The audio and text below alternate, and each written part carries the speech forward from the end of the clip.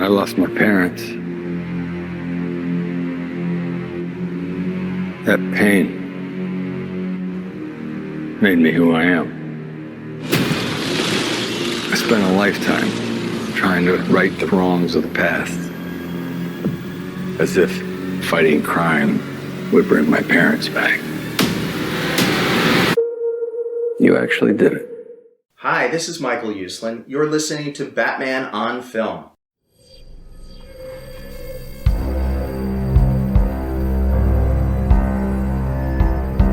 I'm vengeance. I have given a name to my pain.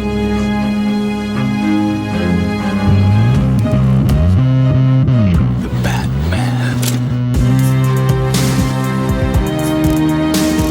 Always waiting for some Batman to save you. It's simple. We kill the Bat of Gotham. I'm Batman.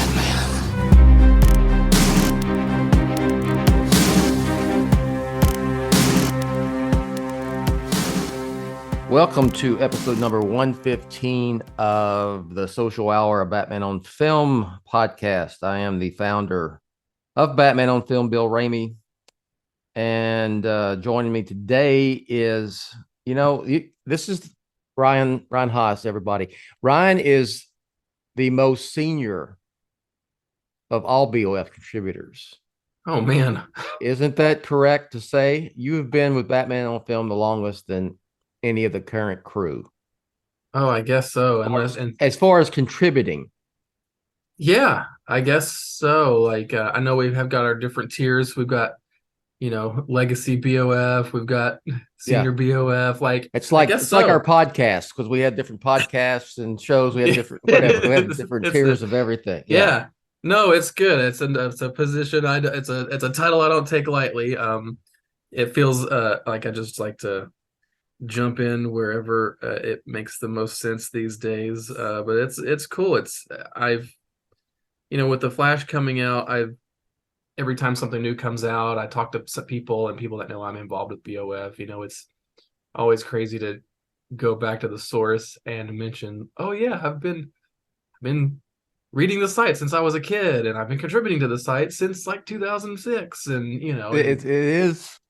This is the 25th anniversary of Batman on Film this year. Have I ever told you the story of how I started Batman on Film on a web TV? I don't think so. Oh, you might need to. Well, I started Batman on Film on a web TV in 1998. That's the short version. Did you post a picture of that on Twitter the other day? Was it the? Was yes. Was it yours or was it a picture of a web It's TV? just a picture of a web TV. And I don't know I how was many people. A lot of, I didn't know how many people would get it. A lot of people got it. It was I get a lot of, if you know, responses. So yeah. Because I was like, oh man, are you in storage? You're gonna bust out the old web TV and make an update with it for old time's sake. It is not in my possession anymore. I have no idea where that thing ended up. But we're here today to talk about The Flash. Trailer number 2 was dropped earlier this week. And not only that, Warner Brothers had a presentation out at CinemaCon 2023, and they actually screened The Flash to members of, there's, press members there, and as well as, because it's a convention for theater owners. For theater owners. Yeah. So it was for them, but, they let, there were influencers there and people like that too. Yeah. So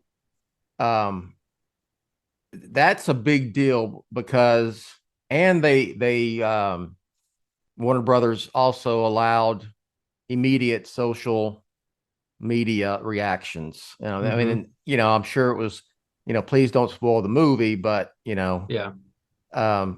this, like I said, I've done this 25 years.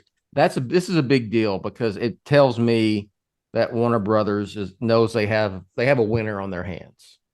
I've experienced the exact opposite with them one time back in 2016 for a movie that will go unmentioned. but you can figure it out. And a lot of red flags around that press screening for me. Having to sign an NDA and no +1s. So I couldn't bring announcer Rachel, which I had for all the Nolan films. So it was just, I just got the vibe, and their the way they were protecting that film and protecting information about reactions, that they were worried about it. And this is the exact opposite. This is like they know that, like I just said it, they know they have a film that's a winner. So what was your impression just on some of the general reactions to the Flash that we saw this week? Because they were mostly positive, like glowingly positive. 85 positive, 15 everything else, probably, from what I could see. It was one of those things where I didn't really want to read a ton of reactions, but I did anyway. Yes. But because they were all social media, for me, I just saw everything on Twitter. Yeah. Just read the social media blurbs, and I didn't really try to read any of the bigger write-ups and things to kind of keep it, as fresh as possible for me. But it was good to see that the reactions reflected what Warner Brothers clearly is feeling about the movie, and has been kind of hyping up in trades for months. Tom Cruise really wanted to see it, so he got a screener sent, and he said it was one of the best things ever. James Gunn has been saying it's one of the best superhero films ever. So I really enjoyed kind of getting a little peek into the reactions. The two things that jump out to me that aren't a huge deal about the screening itself is that it wasn't 100% finished. Like I guess there were some shots where VFX weren't finished, or there clearly can be a few more things that they can add. And then there was no post-credit scenes that were shown or anything like that, which I think is also a smart move. And because the film shouldn't rest on post-credit scenes. But yeah, like the things that I want out of this movie were very highlighted in the positivity, and the things that I either expected or don't care so much about were more reflected in the not so positive parts. So for me, my hype level and excitement is still like at the exact same level. It's not, I didn't see anything in there, like any of the negative comments I could have extrapolated myself, and I won't be too upset if it goes either way for me when I see the movie. Yeah. Without getting into super specifics right now. I'm at the point where I am. Only thing that worries me when you get so much access to a film this early, is that the spoilers start coming out. Yes. So like eventually, because a lot of people that saw this film early are also people that don't normally get to see a film like this early on social media. And there's some really great people I'm following right now that are really hyped and passionate, and they've been saying online, like, I've never had this many people, because now that people know that they've seen it, they're getting bombarded with people trying to get information out of them. And so with 8 weeks to go, it's, I wouldn't be surprised as we move closer towards the release of the film. If you're looking for spoilers, you're going to find them. There's going to be the Reddit threads with like the breakdown of the movie. So it will become increasingly harder to avoid spoilers. But I am hoping that with such a positive trajectory, maybe there will be some, I'm interested to see what the next big marketing push is, which would usually be, what I'm looking forward to is like when tickets go on sale. There's usually some big things that happen then, whether they'll do like all the formats and early screenings and fan screenings and things like that. So I'm interested to see how that's all going to roll out, because this is a movie that I want to see as soon as I can, because I want to be as unencumbered by other opinions as possible, which is already hard because I'm already seeing like the not just the reactions, but I'm seeing the discourse around them has already been social medialized, where you've got like ranking the top 20 reactions, from top best to worst and stuff, and I'm seeing those collations happen too. Yeah. So, and then why the reactions are a problem, why the reactions Yeah. are not a problem. So I'm already like, Yeah. the narrative's trying to grab at this movie already. So I know a little bit about the movie. There's been additions and subtractions over the last couple, 18 months or so. That is not surprising. Things because have been of- reported, like even like in Hollywood Yeah. Reporter, like the cameos, how many cameos, Yes. who the cameos are. There's very likely cameos shot. Some of these cameos, quote unquote cameos, that's the thing. I don't want to know who ends up in the final film as far as, who we get to see. But, I don't think it would be a spoiler to say it's because I don't know for sure, but it's pretty, I think it's very likely, like we see Christopher Reeve's Superman somewhere, through this.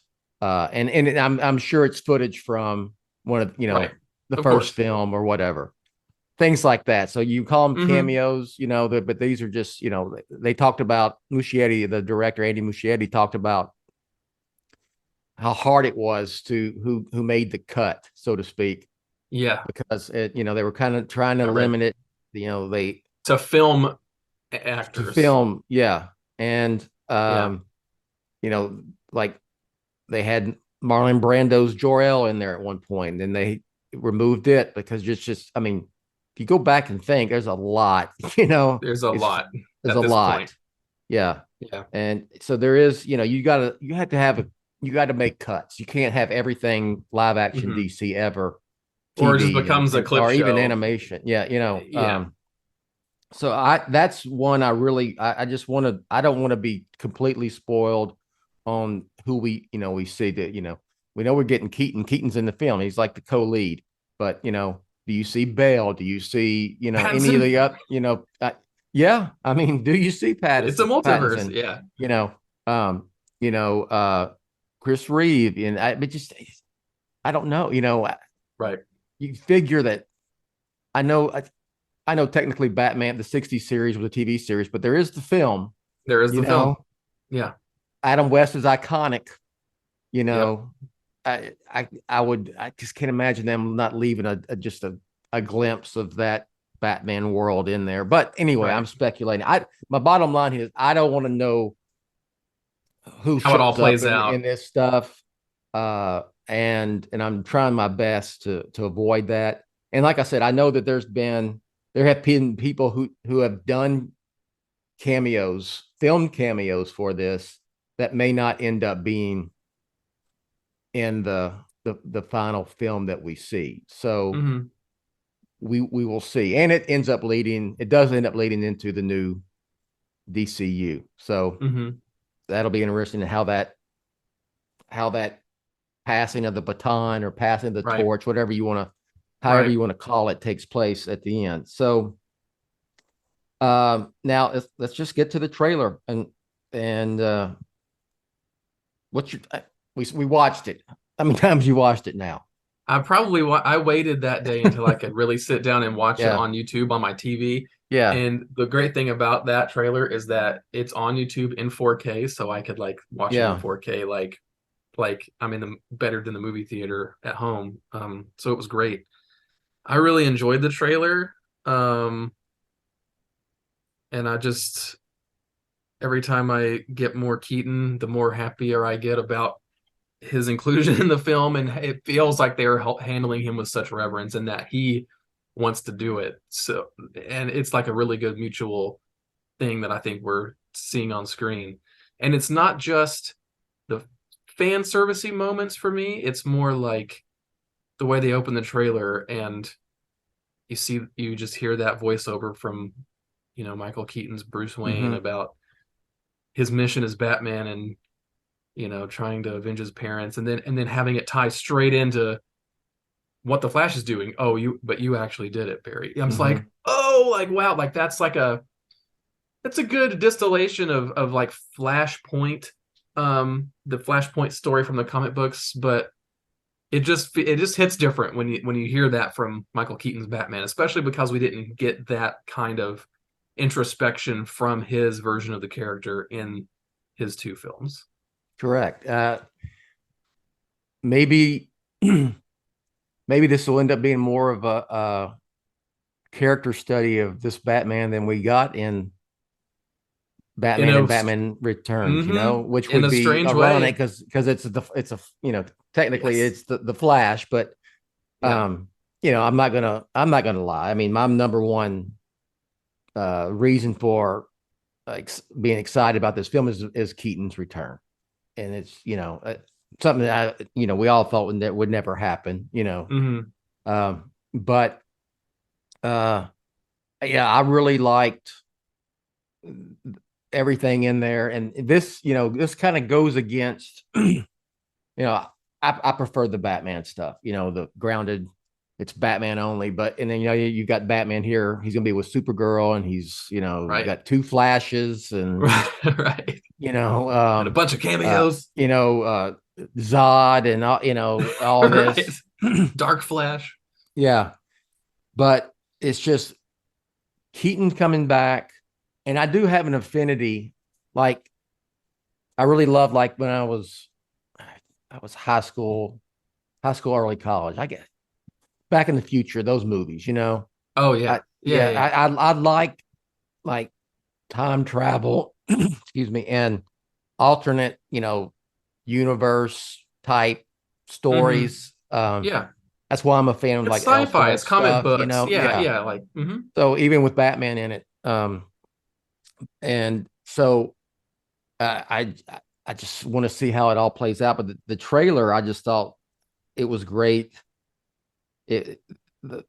Anytime Keaton was there, especially the voiceover stuff. Yeah, that's what gets me. The little snippets of just he tells them your parachute's attached to you, and he's gone, and it's just anything Keaton. I want to see what happens to that Batman eventually, like I said, I wrote an article about they recreated the Elseworlds banner, so use it because that allows Keaton to return, in a film at some point. So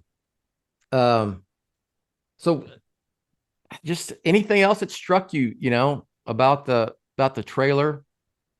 I'm finally starting to care about the Flash in the Flash movie by this trailer. It's been for me all about Keaton and all that, but now the more the two berries thing has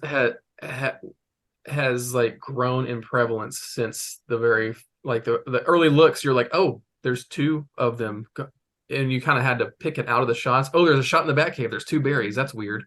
But that wasn't the focus initially. But as we continue with the marketing and the trailers and everything, it's like, oh, there's two berries, there's two Flashes. How does that work? And this trailer highlights that probably the best of any of them so far, with the concept of, oh, Barry goes back in time and changes everything and has to deal with, and there's another version of him there that shouldn't be. And it's going to be really interesting to see how both characters learn from each other. Like for me, where it goes into the whole, like a lot of the reactions out of CinemaCon talk about all the fan service moments and things like that. And some people have talked about the, it seems like every trailer of this, as far as Keaton goes, it's kind of funny. It has like the same version. It's like three different versions of the same shot. It's like Michael Keaton's Batman, zoom in on him like this, and he says a line from the movie, from the 89 movie. You want to get nuts? Let's get nuts. I'm Batman. Yeah, I'm Batman. Like, it's this, I'm like, surely they're not going to have three shots that are exactly the same, that have the same punchline and everything. That feels like, they feel more to me like trailer shots. Not that they won't be in the movie, but maybe not all of them will be in the movie. Yeah, maybe not that way. We've seen stuff in trailers that when that scene is in the film, it's a different angle, a different, that happens all the Yeah. time. That's one of the things Yeah. that blew my mind about when I went to the set, Dark Knight. First time I ever been to a movie set in my life. And Oh yeah. I saw them film the Batman Gordon vault scene, Yeah. and that scene in the movie is what, less than a minute, maybe a minute. Mm-hmm. Is it even a minute? Mm-hmm. Maybe And maybe it was a minute. like 4 hours shoot. Yeah. It was all morning and Yeah. different angles and stand-ins, and a Right. stand-in for Bell with Gary Oldman. So that's just, so I know that we could end up with that. With Keaton could say I'm Batman and not be right. Right in his face. So Right. Mm-hmm. but I'm with you. I'm getting, look, I don't even, all that Ezra Miller stuff, it doesn't affect me at all as far as wanting to see the film, or Mm-hmm. I want the guy to, you know, get it together and be productive. He's a really good actor. And apparently he's like fantastic in this film. That's That's what, what that's the the word reactions are is. saying. Yeah. Mm-hmm. I like how, and I'm assuming it's the younger version of Barry that our Barry meets up with in Mm-hmm. 2013, when they end up finding Zod arrives and all Right. that stuff. But he has the Flash powers already, it looks like. Right. And But he's maybe not using them. He doesn't know how to be a yeah, hero yet. yeah, Yeah. and he doesn't Which have a suit, so he gets I that suit is one of the Batman. It's Batman the return suit. Yeah, Yeah, with the ears yeah, chopped off. Yeah. yeah. Like the more so on a concept level, I've always been like, this sounds really cool. Oh, Michael Keaton's Batman and multiverse and Flash. Oh, two Flashes and Supergirl. But the more I see these trailers, and especially with this one, I'm really starting to feel like it's not going to be all spectacle. Like it feels as if all the character work has a purpose to it too. Like, and there feels like there's this undercurrent to the whole film of like, who are you, dual identities, what does it take to be a hero? Because when you start to look at it, every single one of these main heroes has kind of an identity crisis. Barry's trying to go back to change things because he doesn't know how to be a hero. Like he's not even called he's not even called the Flash yet. Like he gets the name of being called the Flash in continuity, if you will, from hearing Grant Gustin's Flash mention it in the CW crossover. He's not even been called the Flash yet, to my knowledge. So you have that. You have the young Barry who, like you said, has the powers and probably has to learn how to be a hero. And you see some of their interaction in this trailer about like what they think needs to happen. You've got Supergirl, who doesn't know what the S stands for, and there was probably no Superman in that timeline, and so she'll have to learn how to be a hero. Barry will have to probably use his knowledge and experience with his version of Superman, of Kal-El, to try to tell her, like, this is what that means, this is what my Superman did. And then of course you've got Michael Keaton's Batman, who was Batman. Has he not been Batman for a while? So it seems like he's grappling with, like, do I put the suit on again? What do I do? Dark Knight Returns-ish. It's the Dark Knight Returns version of Michael Keaton's Batman. And then you also have like Ben Affleck's Batman, who you see a little bit in here, who's also trying to use all of his experience and what he's experienced in all these movies to try to shape Barry as well, about like what he's learned with all of his crazy ups and downs as his version of the character in the other movies. So it feels like that through line is really prevalent in this movie, and I'm very excited to see how it all plays out and to see where these characters start at and where they end up. I was going to go into the Ben Affleck version. We see him again in this trailer. I'm curious to where, he appears it seems that he will appear in one action scene. That's what it feels like, because at we least. do see him. I guess that's what the flying fox The flying that comes fox, out, yep. and then he comes out on a bat cycle, and we see him like in action, very quick shots. So I wonder how all that fits in, because that's that has to be somewhere in the beginning. That's what I would think. Before the Flash messes everything up, time wise and reality wise and all that, mess up the timeline. And we see his interaction with Bruce Wayne, and he's trying to tell him the things that happen to us shape who we are, and I'm paraphrasing.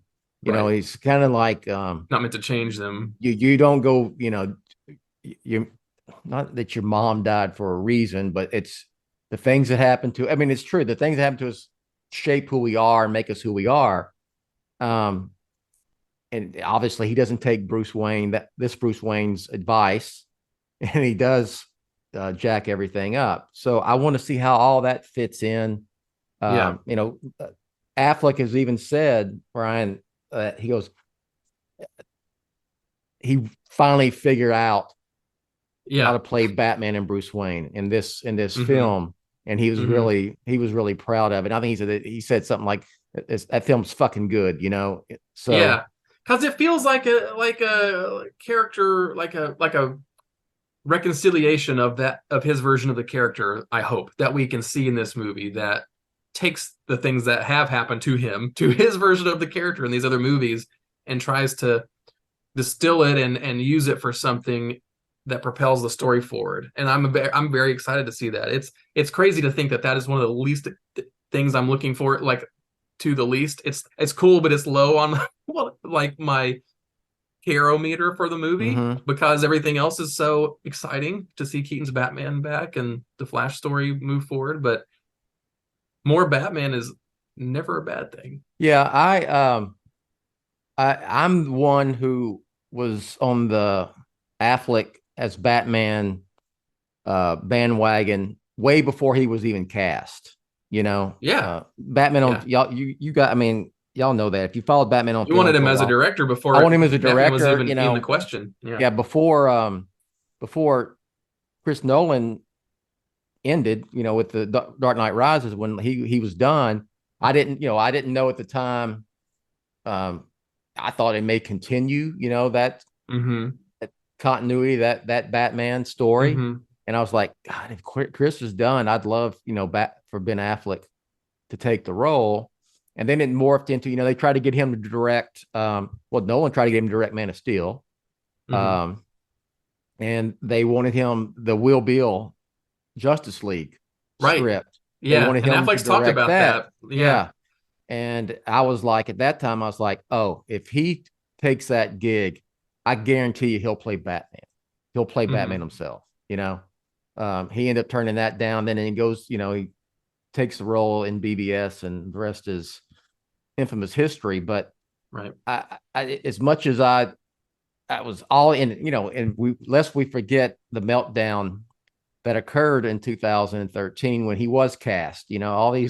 All these people online now, make the Batfleck movie and all this other stuff. These are the ones who are having the meltdown about him being cast in the first place. So, whatever. But so the long story, I know I'm carrying on here, but get to the point. I did not like the depiction of Bruce Wayne and Batman, especially in BVS. And it turned me off of the Justice League films. So I am at a point now, because I am a Ben Affleck fan, that I hope this is his cool way, and it seems to be his cool way to segue out. It really does, yeah. And I hope that it's really a very Batmanish, heroic scenes we get to see with Bruce Wayne and Batman, his Bruce Wayne and Batman in the Flash. I hope so, because comic book fans get it for the most part in terms of it's a Flash movie, why are there all these other heroes in it? But then the comic book fans are like, because that more than a whole lot of other characters, the Flash, especially in the modern day age, is well, even in like the Flash is the like original multiverse hero, with the Flash of two worlds and stuff, and like he was like one of the first like crazy things they did when they introduced the multiverse was, oh, there's two Flashes, Barry Allen's meeting like Jay Garrick, and Flashpoint, the story is like the modern day equivalent of that, where they not only bring other characters in from multiverses and resetting the multiverse, but having alternate timelines. And I never thought that they would be able to come up with a way to have a version of that on film that honors that and does something new. Yeah. It's the kind of movie that, at least from what we're seeing, when you see a movie like Spider-Man No Way Home, you're like, man, I wish DC could do something like that. But like this is that movie, and it's cool that they've actually been able to kind of get there. Like if I looked back at the crazy history of just the Flash making its way on screen, how many years and scripts and Goyer was working on this thing around the Batman Begins time, even trying to get it off the ground. So to see it, like, it's cool that this is going to be like the first Flash movie instead of like a failed type of Green Lantern thing that they tried to do 10 years ago or something. It's when I was a kid, I mean, the Flash was, he ran fast. That was it. And I think Goyer had said one time, it's tough to crack the code, if you will, with the Flash and make a movie of a guy who runs really fast. It's almost, right. you have to have the multiverse, alternate realities, time travel stuff involved, which is, and you can tell me if I'm wrong, that's relatively new to the Flash. Not take from the Flash from the very beginning, with Jay Garrick and all the the golden age and up through the 50s and stuff. In 60s, that was just the Flash he ran fast. That's and he would whip people into tornadoes and all kind of things like that. It grew over time. Yeah. That's like when they did the Flash from Two Worlds, and then the more you have, the more you have comic book universe-wide events like a Crisis on Infinite Earths and things like that. You get more things like that, and the Flashes from those points onward has had more crossover and multiversal type appeal. I remember getting some of the, I mainly read the Batman stuff, but I would, pick up other DC stuff back as a kid. So we're talking, 70s. And remember, reading these Justice League, Justice Society crossovers where they would go, you would see two different versions of, the Earth One, the Earth One and Earth Two thing. That was the big thing when I was a kid. Right. Earth One and Earth Two. And they go into this like transporter room, and then they would, go to the other Earth. Yeah. And kind of switch, it was stuff like that. I always thought was kind of cool, but I'm really excited to see how this all fits together and where it ends up at the end, and how does the Supergirl fit? It seems that she was the Kryptonian who came to that reality, but was captured and captured. That's a little bit of Flash. That's a little bit of Flashpoint Superman in a way. They've taken the Flashpoint Superman concept and just swapped Superman out with Supergirl. Yeah. She says, I'm Kara in one of the clips, and her S is is different than the S, it's subtly different than the one that Cavill had on his Superman suit. If you compare them. So I want to see what all I'm that's excited about how that all well. plays out. Yeah. And because it's so crazy to have this kind of 180 or 360 full circle type of moment where this, Man of Steel kicked off this whole DCEU multiverse universe that became a multiverse basically.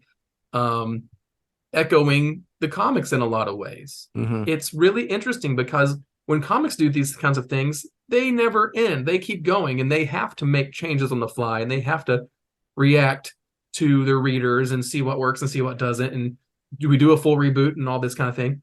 We've literally seen that play out on film since 2013. And it's really going to be so interesting to be able to now start at the beginning and watch Man of Steel. I think that'd be a really interesting back-to-back, like not even just straight up watch Man of Steel and then watch this, because this is going to have, you're literally going to go back, do the Back to the Future 2 thing where you go back and things are different. And that's what I'm so excited about too, just from the emotional core. Back to the Future, in my opinion, and in a lot of other people's opinions, is like a perfect movie. And it's not about the time travel and the science fiction. It's because it's really a character movie. It's the cool time travel stuff is just a backdrop for all the character work. Yes. Yeah. And if they're able to do that to a large extent in this movie, I think that'll be pretty successful. It seems like they've got a lot of the bones of like a Back to the Future and Back to the Future 2 with this, which makes perfect sense for a time traveling young superhero that's trying to react to things that have changed in his world. Well, I am hoping, interesting dilemma is where I'm going to here for James Gunn and Peter Safran. Yeah. Of this movie's a huge hit. Yep. And the reaction to Keaton is super strong. What do you do? Because you've got the Batman Elseworlds, Matt Reeves, the Batman saga, the Batman universe, whatever you want to call it, going on. And that's going to be able to come to its Matt Reeves can be able to tell his story before he's done. Right. So they're not scrapping it. That's what I'm saying. So we're getting that. We got that. You're going to have the new DCU Batman, who's as we the Brave and the Bold Batman. Know right now, we don't know who will play Batman.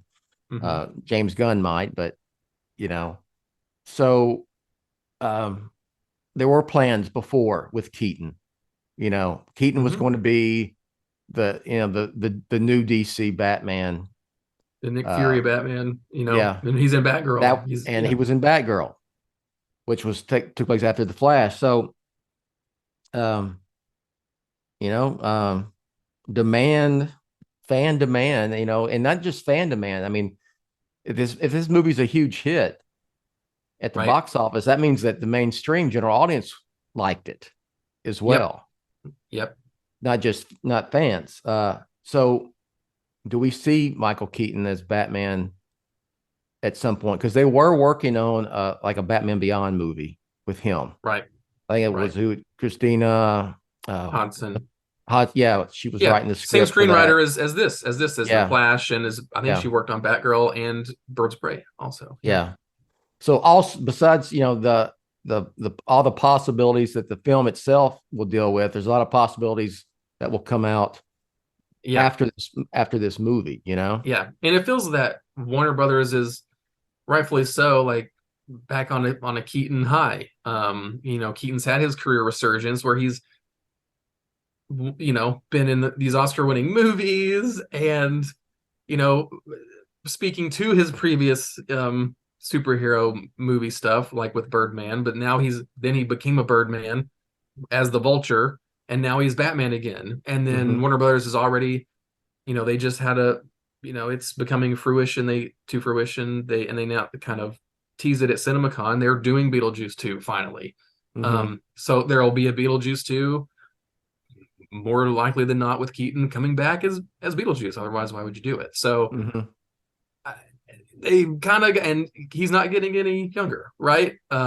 He's at the cusp of like it's crazy that he's in the physical shape and the acting chop shape to like continue to embody these characters.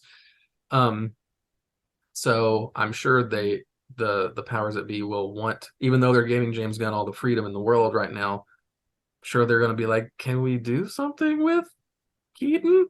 People liked that. Yeah. I don't, like I said, you've got the Elseworlds banner. That is something that really, Yes. and, Yes. and just Let's not use it as a label to just like yeah, name stuff that was already in the works that we're going to exactly. phase out. Yeah. You've got, it's DC and Marvel comic book wise, the history, they were just very different universes, always have been. It's something I learned, really learned in detail about from Michael Uslan. And Warner Brothers and DC Studios being able to do the Batman and the Batman saga and Joker 2, and Right. hopefully other films like that is something that you probably wouldn't see from Disney and Marvel. You wouldn't see, they wouldn't Right. do, this out of continuity, the Iron Man, where it's just, Or it takes or or it's grandfathered in and it takes years to get off the ground, like your Deadpool 3. Like that's kind of yeah, like the best example I can come up with right now for a Marvel thing. But that's a lot of pieces having to come into place to do it. Just like the Flash, don't get me wrong. But that's just one component of what DC is kind of trying to do right now. because Yeah. it just gives them another way to, because let's be honest, you're doing this shared universe new DCU, and as I've said, I think in an article, it's like there is a little bit of been there, seen that, because we've had the whole MCU thing over the last decade plus. It's coming on they're not at the forefront of doing that. We've seen a shared superhero universe on the big screen already. But what is new, the Batman universe is something we haven't seen. One character and having a whole universe of comics and TV, like with the Penguin and the films, and even the novel, the junior novel prequel, stuff like that we haven't seen with one single superhero character before. So I hope they continue.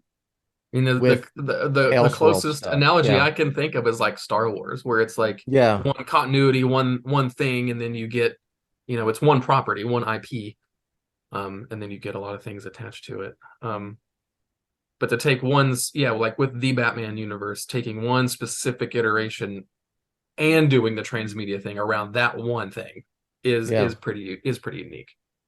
and I wouldn't. I don't. Disney wouldn't do that. They wouldn't do like, let's do a out of continuity Iron Man movie and just do something different. They just wouldn't. It all has to fit within the MCU stuff. But anyway, exciting times for over the next couple months. Here we are. We're a little over a year removed from the Batman, right? We've got the sequel coming in 2025, but in the meantime, we've got the Penguin show, and then we've got basically now we're in the midst of Michael Keaton's return as Batman, and even this last hurrah for Ben Affleck's Batman. So a lot of Batman stuff for Batman fans taking place right now. Things going on that I never envisioned would happen when I started Batman on Film 25 years ago. I just wanted to see another Batman. I was hoping for another Batman movie after. How Batman. about not just multiple movies, but multiple Batmans in one movie that's not even about Batman? Yeah. Yeah. Just to move. Okay. Just real few quick hits. Yep. You've got, we found out, thanks for, you gave me the heads up. There's on Amazon Prime, where the Cape Crusader is going to be, Batman the Cape Crusader. There's also going to be an animated movie and then spin-off series. What is it? What's the movie? Can't name the title of that movie. Merry Little Batman. I believe. I do not recall. It just came out yesterday, and I've already forgotten it. Yeah, I think the little animated movie is Merry Little Batman, and then the spinoff is the Bat Family, and they gave us a still. Merry Little Batman and Bat Family. Yeah. So we've been clamoring for another animated Batman TV series, a new animated Batman TV series for for a long time, and then we get Batman: The Caped Crusader, and now we get another one that will run concurrently, with this. So, Mhm. any thoughts? I thought the animation is a little different. Mhm. It's especially what we've seen with Batman before. Oh, yes, Batman and yes. animation. So, which Yeah. is fine. A little Hope we jarring, can but cover it's it. fine. We have a podcast for that. Yeah. Oh my So goodness. yeah. Any reaction to that? My reaction to it was, huh? What is this? And then I had to read the fine print, and when I saw that, oh, it's Batman, that, and then Yeah. I'm like, okay, I got to send this to Bill because they just released it, and I thought it was really interesting. It's one of those things that's actually really cool to see because it speaks to Batman's malleability, but also it's great to be in this period of time where any one iteration of the character doesn't have to be the only show in town, and Mhm. be able to have these different takes on the property out there for different demographics and different tastes is really cool. And that's something Batman has always excelled at. And it's really great to see this new strategy at Warner Brothers to like shop content and license it out to outlets that want that for their services. Mhm. It's really interesting to see. Yeah, like we've already seen Batman in animation. We're going to get like the more prestige type series with Batman Caped Crusader, and then with Merry Little Batman and Bat Family, it's it's produced by people and has a screenplay from people that have done Teen Titans Go. So you already got a good pedigree there of like off the wall type of animation content. It'll just be Mhm. another interesting little pillar out there in the Bat universe. It And struck Batman me has a as great history with that. something that's quote unquote made for kids, but a lot of subtle Absolutely. adult things, and adults can watch it and enjoy it. Absolutely. Yeah. It's not like We were the chatting. It's bat. not like Harley Quinn where it's like Yeah, adults only. yeah, Yeah.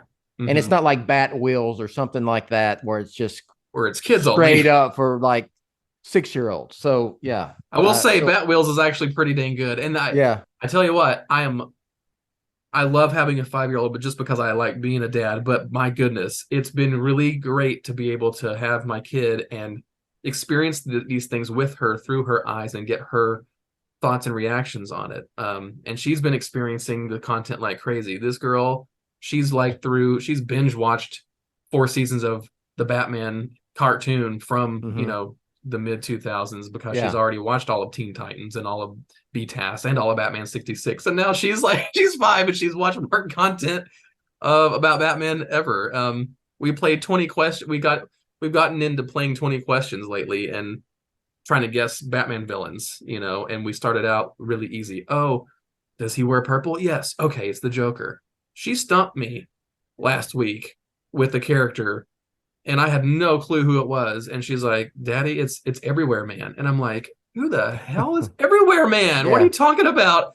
And he was on episode, he's exclusively was on the Batman animated series for one episode, voiced by Brandon Routh. And now this girl knows I more had forgot about that episode. Yeah, I know, and now I'm like, well, we got to go back and watch that because my 5-year-old's stumping me on yeah. Batman trivia. So, Wow. so All it's right. it's very great. Before we get out of here, I got a serious question to ask you. Okay. It's okay. It speaks to your fandom. Oh You boy. can only keep one. You can Oh only boy. keep one. Batman or Mario? Oh. Oh. That's tough. That's tough. Damn it. I've cornered the market on Mario movie specifically. I would still have to kind of pick Batman. Like, if Yeah. specifically for this is one of those you can't win questions, but I'm just thinking for the rest of my life though, like if I'm 80 years old, I'll at least be able to hopefully read a comic book or listen to something, and maybe like I wouldn't be able to necessarily play and enjoy a video game when I'm that old as be able to experience Batman, but I can hope. But yes, I would So pick is Batman at the end of the day. by the way, I'm going to see the Super Mario Brothers movie this weekend. Awesome. So bring it over $1 billion. Micah has already seen. He saw it when it came out. Mm-hmm. He was one of those. He's grew up. I mean, as a kid playing all the Mario. I mean, you had the GameCube and Nintendo, Nintendo Oh, yeah. 64 and all that. Oh yeah. When they were, so this is all in his wheelhouse. Oh yeah. One of the reasons, he's a big gamer. So that's what led him down the path to gaming. Is Mario getting? It's a bit of a resurgence for Mario with this film, or no? Is that a fair way to look at it? You're the expert. I feel, well, yes. The short answer is yes. The slightly longer answer is Mario has always been kind of in the public consciousness and pop culture. Like he's been a character of quality for so long. Yeah. But this year, this first quarter of the year specifically has been really crazy for the character, because not only are there the games, which is crazy, like the last big mainline game was Super Mario Odyssey back in 2017, but like this year you've got the games that are just kind of in the periphery at the moment, but you've got the movie and you've got the theme parks now. Like the theme parks is at Universal Studios Hollywood right now. It's already been in Japan, but now it's in Hollywood. In a few years, it'll be in Florida. So you're seeing this Nintendo grow as a brand with more properties here, reaching other forms of media, just like we were talking about with Batman. So now Mario's getting quality interpretations in film and theme parks in addition to the games. So it's a character that is as quickly becoming more pervasive in more areas outside of his like main home of video games. Yeah. So yeah, the character is definitely kind of getting a resurgence these days, and it'll be really interesting to see like in the gaming world in the next month or so, it's going to switch and be all about Zelda, because the new Zelda game's coming out, and that is going to just take over the Nintendo talk, I think. But then who knows, like next year, fingers crossed, we'll probably get a new Nintendo console, and if Mario is at the front and center when that thing launches, it'll just blow up again. So we're somewhere in my storage in the attic is our GameCube from back in the day. Mm-hmm. So we want to find find it. Yeah. Silver. So this is kind of something that's came about with this Mario movie, is like, where's that GameCube? Well, it's packed up somewhere.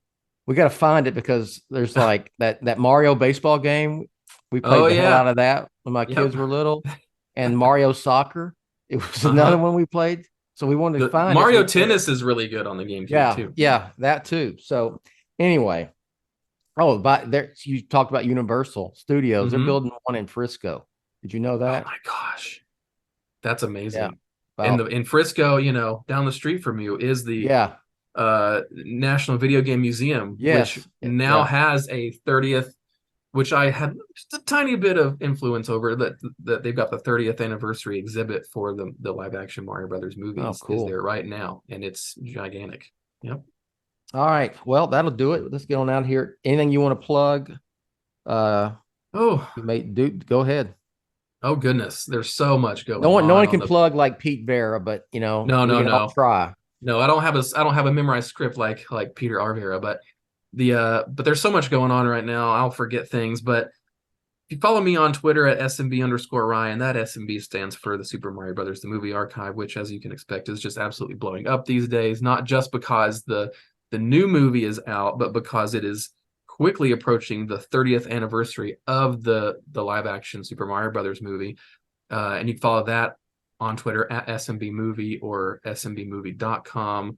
There's so many crazy, amazing things in the works right now for us on that website. But you can just follow us there, follow our YouTube channel. It's like youtube.com/SMB Movie, I believe. And just keep up with us there. And in terms of BOF, like we had a we had a satellite show actually for the Super Mario Brothers movie. Me and Lauer and Steven, my co-runner on the Mario movie archive. So check that out if you're wanting to jump over to games for a little bit. Yeah, that was good stuff from y'all on that. Well, for me, just go to Batman on Film, batman-on-film.com. As I said, we're celebrating the 25th anniversary of Batman on Film. And while you're there, you can find all my social media links. And if you want to, you can click on the link and get you a Batman 25 t-shirt, logo t-shirt that Ryan Haas is actually wearing as we speak. I can see it. You can't. He's wearing a black t-shirt with the 25th anniversary logo. Thanks, so you Justin. can get those. Thanks to Justin Kowalski for that. And that's all I got. Announcer Rachel will take us on out of here, and we'll catch you next time. Thanks for listening to the BOF Social Hour, Jett's official vlog and podcast on Batman on Film. Follow Jett on Twitter @Batman on Film. Follow the BOF newsfeed on Twitter @The Batman on Film. For Jett and everyone at BOF, I'm announcer Rachel. Authoritative, definitive, the original, Batman on Film, established in 1998.